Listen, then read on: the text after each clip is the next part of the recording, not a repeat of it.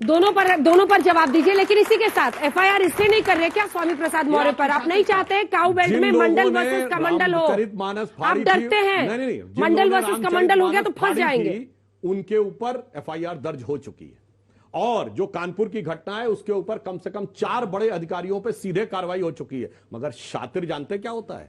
वो बिहार का शिक्षा मंत्री चंद्रशेखर एक मिनट सर, आप खुला अपमान किया, उस पर जवाब चाहते हैं? मैं उसी पे कह रहा हूं। आप सत्ताधारी दल हैं सर, मैं उसी पे। आप सत्ताधारी दल हैं।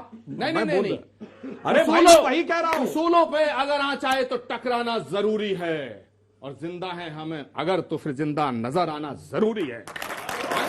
अब बोलूं? जवाब दीजिए। अब मैं बोलूं? मौर्य का एफआईआर दर्ज करिए। मैं बोलूं भाई? ये कांग्रेस पार्टी के राष्ट्रीय प्रवक्ता खड़े हैं, अगर ये उसका विरोध करे मैं इनका विरोध करूंगा। भाई प्रसाद मौर्य बिहार में सुनिए, उसी मंत्री को साथ है। पना क्या होता है जो बिहार का शिक्षा मंत्री है? आप भी इनका अरे अपने अपने टर्न पे सर। अरे आचार्य जब आप बोल चुके, अब मैं बोलूं? अच्छा, अब मैं बोल सकता हूं? अब मैं बोल सकता हूं? राघव जी से बात कर रहा हूं। अरे इधर देखिए आचार्य जी, कांग्रेस को कहिए बिहार में सरकार छोड़ दे। बिहार में समर्थन, बिहार के मंत्री ने कहा है समर्थन से सरकार में है। उसूलों पे असर आए तो टकराना जरूरी है। नहीं, जब सुनिए, जब हिंदुत्व पे आघात हो, अब जवाब दीजिए। सॉरी, जवाब दीजिए। आघात हो तो चिल्लाना जरूरी है। मंडल वर्सेस कमंडल ना हो जाए। दूसरी जगह पे आघात हो तो मिमियाना जरूरी है।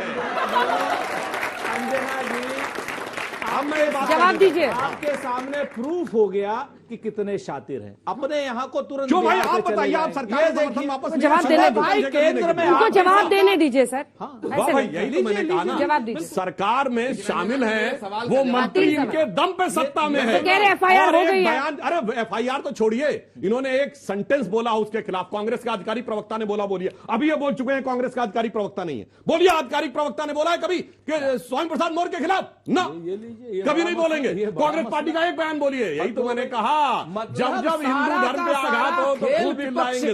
अरे ये लोग खाली सत्ता लेंगे। अरे भाई, आप सत्ता में बिहार में, विपक्ष में नहीं है, सत्ता में है। मैं सत्ता से सवाल पूछ रहा हूँ, सत्ता से सवाल पूछ रहा हूँ भाई। बिहार में आप सत्ता में है, आपकी है। अच्छा, दूसरा, जब सत्ता थी तो ये सुप्रीम कोर्ट में हलफनामा लिख के, भाई अपने अपने टर्न पे बोलिए सर, दर्शकों के साथ न्याय करिए।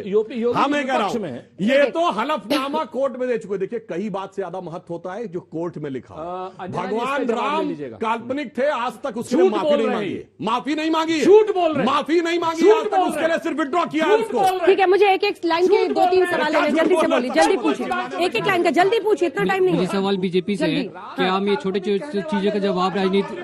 ठीक है, छोटी बातों पर चुनावी राजनीति क्यों? चलिए सुधांशु सर से कि उन्होंने कहा कि माता पिता पे कमेंट नहीं करना चाहिए, लेकिन नरेंद्र मोदी जी ने संसद में नेहरू सरनेम पे सवाल उठाए। ठीक है, मेरा सवाल बीजेपी से है कि बीजेपी कब तक डिवाइड एंड रूल की पॉलिटिक्स खेलेगी? ठीक है। मेरा क्वेश्चन ये है कि जैसे राहुल गांधी जी ने भी एक बार बोला था कि हम ऐसी मशीन बनाएंगे, आलू डालेगा सोना निकलेगा, फिर अभी ये बयान, तो हमेशा स्लिप ऑफ टंग कैसे हो सकता है? चलिए ठीक है, एक आखिरी सवाल जल्दी से। सर, मेरा सवाल है कि 370 हटने से उसके बाद हमें लिथियम डिपॉजिट मिला है JNK में। क्या बताइए कि अगर आपकी सरकार रहती तो हम वहाँ पे लिथियम डिपॉजिट खोज पाते? और आपसे सर सवाल है, अब अगर लिथियम डिपॉजिट हमने खोज लिया है तो वो सर टेंडर किसे मिलेगा? ठीक है, अच्छा, उसके आगे कुछ बोलना था क्या? सर मेरा तो मैं जान रही हूँ मेरा कहाँ तो पहुंच सर रहे हैं दूसरा भी सर आराम से चलिए, अब टाइम नहीं है, जल्दी दोनों जवाब दीजिए। नहीं, आप लास्ट में दीजिएगा। हम पहली चीज तो मैं इस बिटिया को बताना चाहता हूं कि आलू से सोना निकालने का बयान नरेंद्र मोदी जी का था, राहुल गांधी जी का नहीं था।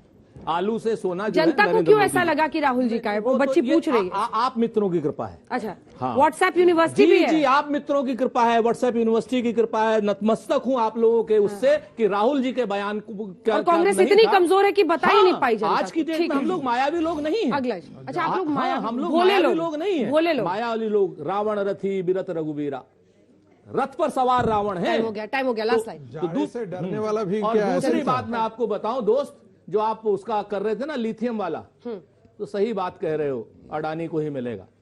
चलिए सुधांशु जी, देखिए, अब मैं भी वेट कर रही थी, मैंने माइक दिया था, बोल नहीं पाया। बहुत सी चीजें नियति का संकेत होती हैं। जैसे जब 1 जनवरी 1901 को सूरज उगा था तो पूरे देश में अंग्रेज की सरकार थी। 1 जनवरी 1951 को सूरज उगा था तो पूरे देश में कांग्रेस की सरकार थी।